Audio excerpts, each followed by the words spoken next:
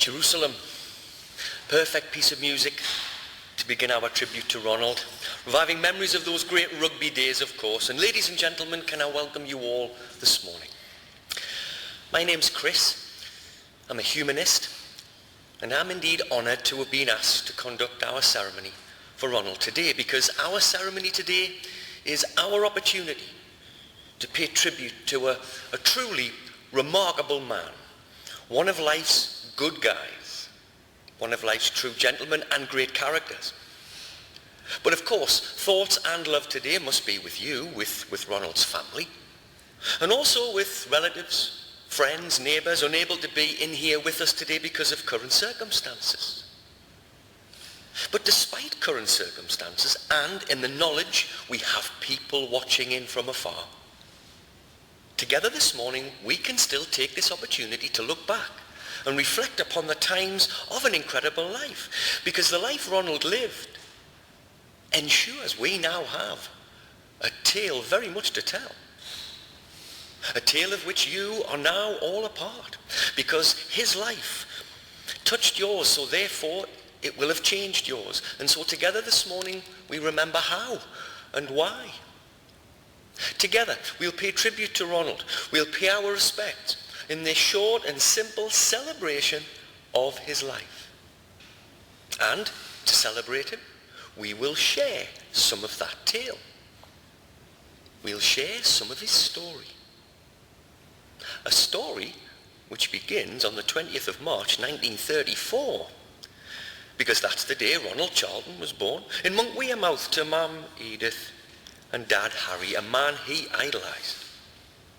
The youngest of 4 children, he would have Edith, Christopher and Hilda for company, and a proud Barbary co-star. His early days were certainly eventful. War years, remember. Tough times for everyone. Rationing was in place. Anderson shelters became second homes at night. But the togetherness around folk, around Plains Farm, around the Ford Estate, well, everywhere, ensured somehow they got by. The Charltons certainly did. Their Anderson shelter really was a second home, complete with grass roofs, sump and full drainage. It was almost home from home. But that was because of the skills belonging to their dad, a meticulous perfectionist. I wonder where Ronald got his meticulousness from. So, despite the rigours of war, these were still fairly happy days, with Ronald enjoying the typical rough and tumble of childhood. He may have been spoiled by his older siblings, but there ain't anything wrong with that. And there wasn't anything wrong with his abilities in the classroom either. A bright lad. He did it all at the Havelock School, more than all right as it happens. Because being at the Havelock would also allow him to cross paths with a stunning young lady who would change his whole life forever. It really was love at first sight for Ronald. Not for her, though. She thought he was a bully. Well, he used to push everyone in the school band, didn't he? Big lad. Anyway, she did become quite smitten. And one evening, while out and about after school among their great big group of friends, she threw a bag of chips off him and ran off. Now, she might have told her friend she didn't like him, but she didn't run away half as fast as she could have done, just so he could catch up with her. And he kissed her. And that was it. The seed was now firmly sown on a quite wonderful relationship spanning 70 years. Because that young lady throwing the chips was Belle, of course. So they started courting. Romance very quickly blossomed. The Tanner Hops, the Rink, Wetherells, the Bay, all firmly on the radar as they danced the nights away. Well, Belle did. A lovely dancer. The requests to dance with her came in thick and fast, much to Ronald's dismay. Jealous. The lads among their group of friends were clearly better dancers than him, you see. And as they glided around the dance floor with Belle, they would often say, "Don't look now, Belle, he's got his face on." Thankfully, he cheered up at Auntie Bella's, where the furniture was moved to create the dance floor, allowing Ronald, Belle, Dot and Mavis to move effortlessly, while Alex sang "Oh Diana." So it was all go, wasn't it? Well, it was, especially when you consider that all the while Ronald had been honing his skills in the shipyards alongside his dad. Because after closing his school books for the final time, he'd headed to the shipyards to embark on his apprenticeship as a shipwright, where very quickly he established the conscientious, hard-working ethic, which became very much his hallmark, as he honed the skills, making him one of the best around, in a superior trade, as he liked to tell you. But he very quickly became a hugely popular and a highly respected colleague and friend. Well, you don't get promoted to foreman shipwright for nothing, do you? So clearly, he was making his way in the world. Life was good. Working hard, yes, but also taking any possible opportunity to enjoy some of the fruits of those labours. Heading to Auntie Bella's, of course, to pick Bella up would become an increasingly regular feature, and Ronald really wasn't complaining, even when they had to take young Johnny Boy everywhere with them, especially on the trips to the Empire. It was never a chore, because Ronald and Belle were falling very much in love, you see. And on the 31st of March 1956, their love was sealed. The sweethearts tied the knot at St. Nicholas and were a picture of true happiness too. So, now it was time for the newlyweds to settle nicely into married life in Azalea Terrace before heading to Laburnum Road, homes in which they settled very nicely indeed and continued to enjoy the lifestyle to which they were accustomed, namely working hard but also taking any possible opportunity to enjoy free time. But that free time was soon going to be eaten into, and once again Ronald wasn't complaining. There was change afoot, but change very much for the better too. Because in 1960, married life changed to family life when Anthony was born. Now, a role Ronald was born for was now his, the role of a dad. But a role, of course, made all the busier for the fact that already Sandra was very, very much on the radar. Just 4 months between Sandra and Anthony. Bottles and prams were shared. Brother and sister sharing. But brother and sister sharing was someone else soon enough. Because in 1963, the safe arrival of the special one, Terry, Dewey Woo, meant that for Ronald and Belle, their family was complete. For now. But proud parents. The love and warmth they shared had moved with them to East Harrington, another home in which Ronald, alongside Belle, strained every sinew to ensure the three bairns got all they possibly needed as they made their way in the world. He simply wanted them to have the best possible starts in life, and his efforts alongside Belle were never in vain. And that's because Sandra, Anthony and Terry have been left with a whole host of magical memories of their earliest days and way beyond. And they are memories of a dad who remained a true grafter, in his element providing for the family. Sunday working would never be a chore. But thankfully, working so hard didn't stop him from being there for you as well. Not when you consider that he was there to make sure you got in on time. Even as teenagers in for 9 o'clock. Mum would flash the porch light just to tell you to hurry up. But that was basic discipline, you see. He was guiding and nurturing. Certainly when you consider he caught Anth smoking and he probably never smoked again. I say Anth, it was Anthony to Ronald. So when Anth's friends came knocking for him and used Anth or a nickname, they were quickly told that nobody by that name lived there. They were sent packing. But they weren't sent packing when it was time for graft. When it was time for Ronald to delegate the work out the back. Teaching the youngsters how to dig, use a wheelbarrow, move bricks and that. Like a true gaffer, he stood back and watched until it was time for a tea break. When he'd tell anyone who had a biscuit, "You're not having those ones, are you? They're the good ones. 5 pence each, 10 pence each then." But those friends had no hesitation in heading round. And nor did Therese when they knew that they were in for entertainment which would go down in folklore. when Ronald's Elvis impersonations and terrible, terrible jokes were all on the menu, sadly. Happy days though. So despite being a crap Elvis and a crap swimmer, fun and laughter prevailed. And it continued to prevail on some truly fabulous holidays as one by one, Ronald utilised his brand new cars and caravans to perfect effect. Not even having a broken foot in plaster stopped him in his tracks. Driving all the way to Keswick in plaster was nothing, although accidentally kicking that football with his broken foot wasn't what he planned for his week away. But thankfully he recovered, and so the dinghy, the canoe, the cobble and everything else he cobbled together allowed for spectacular adventures to be enjoyed by all. Sailing on Ull's water would have its moments, mind. But so too would Gillylaw Lake, until the dog pulled his back.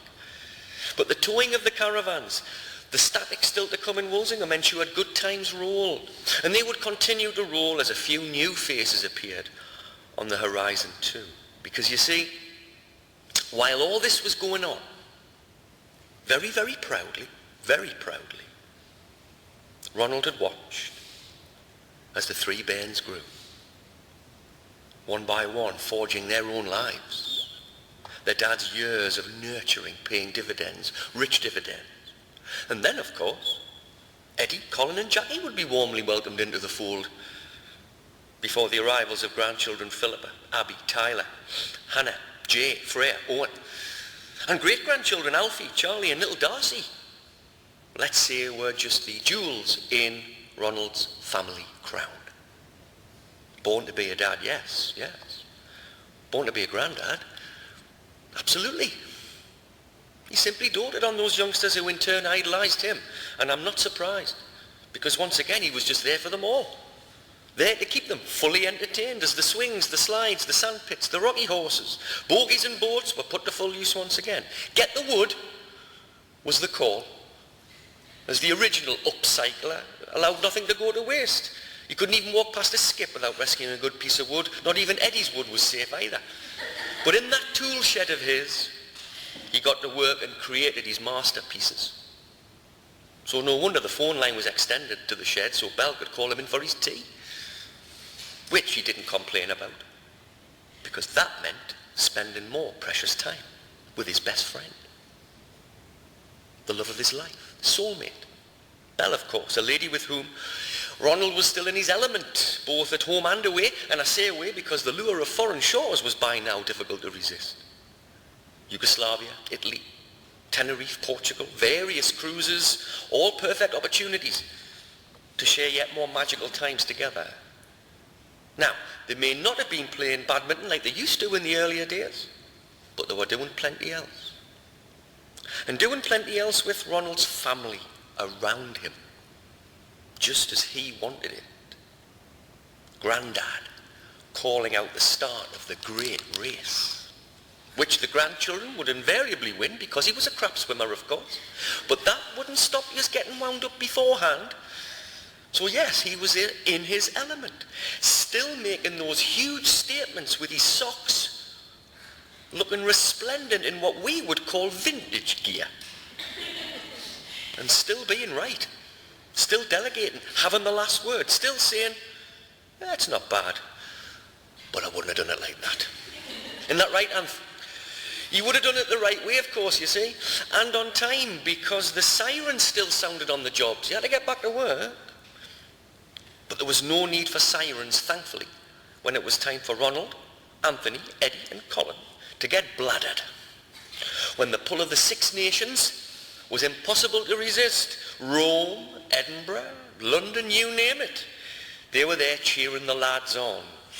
Sadly, though, looking a right clip in their kilts, which thankfully weren't worn when all four of them ended up drinking in London's premier gay bar. Imagine wearing a kilt in there. Blissfully unaware of what it was, being blown a kiss in there was not what Ronald expected. Good times, though. And they continued, as Ronald remained the absolute model of Stuart Granger. Yes, he was, according to him, even into his 80s. So therefore, he looked $1 million over in Torrox when the whole clan went over for the celebrations, and Craig even proposed. Magic. And the magic simply continued back home as Ronald pressed on, spending those 5 hours a day in that shed, still making those brilliant pieces, including that tea trolley and the towel rail. Truly remarkable, you know, to the point that it was only really just in September where things weren't quite the same.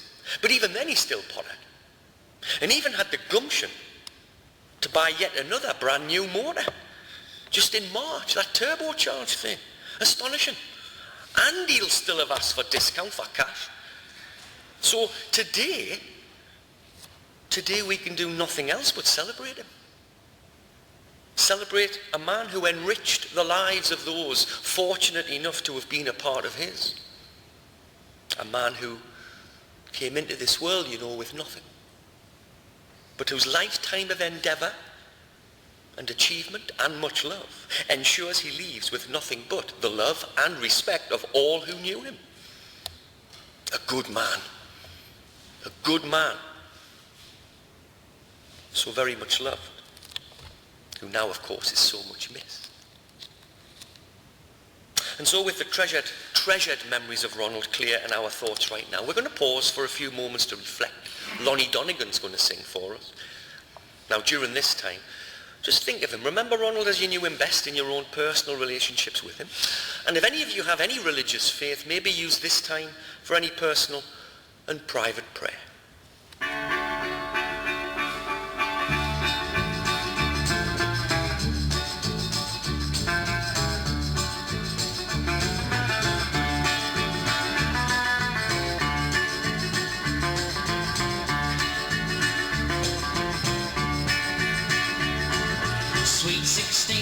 Goes to church just to see the boys, laughs and screams and giggles at every little noise, turns her face a little, then turns her head a while, but everybody knows she's only putting on the style. She's putting on the agony, putting on the style.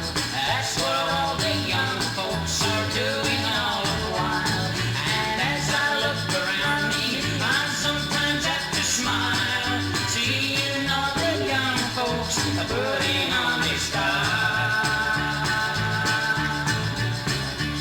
With a young man in the hot rod car, driving like he's mad, with a pair of yellow gloves he's borrowed from his dad.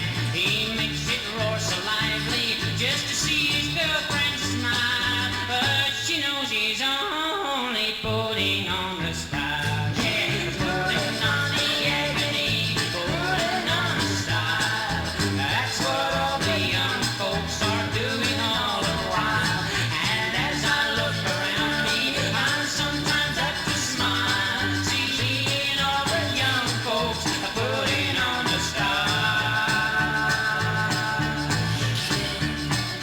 Preacher in the pulpit roars with all his might, sing glory, hallelujah, puts the folks all in a fright.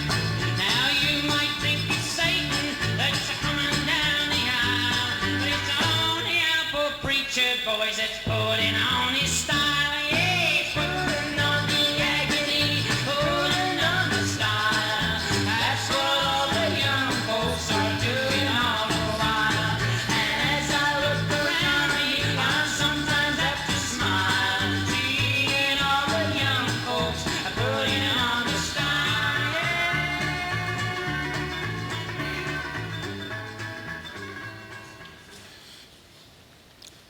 Does have the look of Stuart Granger, doesn't he?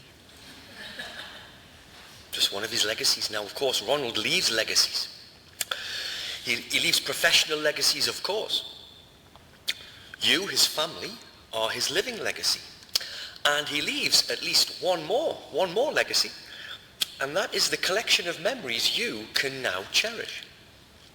The memories which are now there for you and will remain there for you, there to maybe even brighten up any dark day or sad night to come.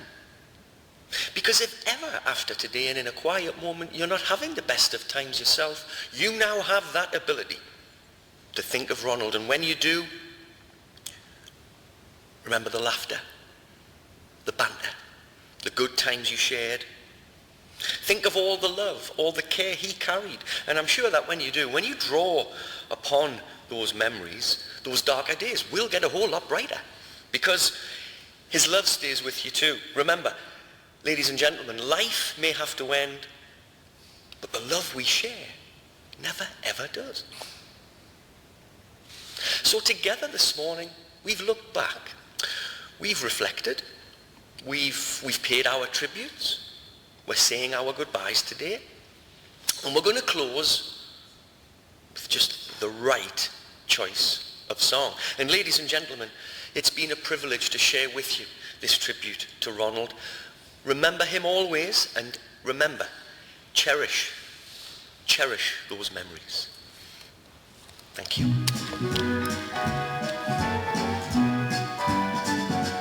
Bring me sunshine in your smile. Bring me laughter all the while. In this world where we live, there should be more happiness. So much joy you can give to each brand new bright tomorrow. Make me happy through the years. Never bring me any tears. Let your arms be as warm as the sun from up above. Bring me fun, bring me sunshine, bring me love. Bring me sunshine in your smile. Bring me laughter all the while. In this world where we live, there should be more happiness. So much joy you can give to each brand new bright tomorrow. Make me happy through the years. Never bring me any tears. Let your arms be as warm as the sun from up above. Bring me fun, bring me sunshine, bring me love, sweet love. Bring me fun, bring me sunshine, bring me